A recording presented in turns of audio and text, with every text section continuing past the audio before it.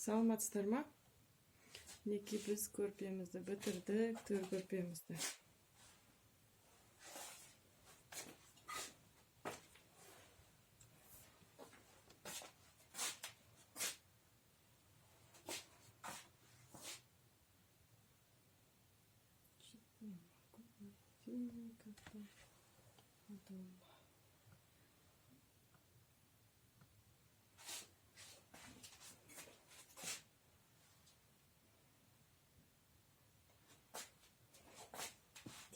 Мынандай 2 ряд болды, 7-7-ден. Шеттеріне мындай жасыл судан жібердік, одан кейін мындай бейкі жібердік. Ішіне мақтаны қаптап салдық. Бұрыштағын.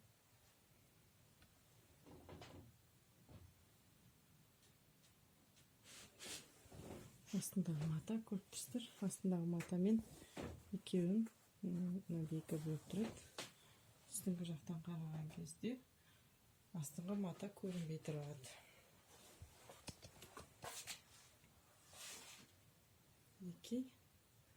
Дайын көрпеміз өткен кезде маған түсіріп жіберіңіздерші деген сіздерге түсіріп жіберіп жатырмын.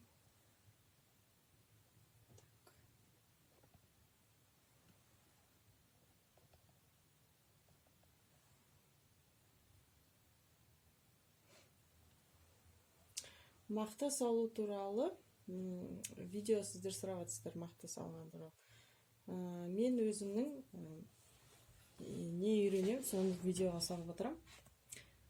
Өзім не білем, шетінен не үйреніп отырам, не үйрендім, басқаларға не үйрете алам, үйрете алатындай жағдайда болған кезде ғана видеоға салам. Ал мақта салуды мен өзім әлі толықтай білем деп оған сенімсізбін. Сондықтан сіздерге оны үйрете алам деп ойламаймын. Мақта салғанды біраз уақыт өзім қолымда жаттықтырып, әбден үйреніп алам. Содан кейін сіздерге салып үйретем. Пока мен өзімнің көңілім толмайды оған. Елдерге істегенім ұнайды. Может, бір видеоны көрсетем. Осы сабақты мен, осы көрпені мен 2000 теңгеден үйретіп жатырмын. Тіккенді. Қалай тігу керек екен. Егер қаласаңыздар, осы көрпені пошагово үйретем. Қалай тігу керек екен. Астарын қалай тігеміз, бейкасын, мыналарды қанша сантиметрден аламыз. Сондай сияқты.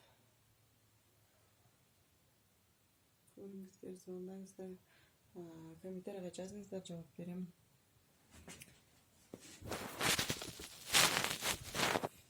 Сау болыңыздар, сұрақтарыңыз болса жазыңыздар.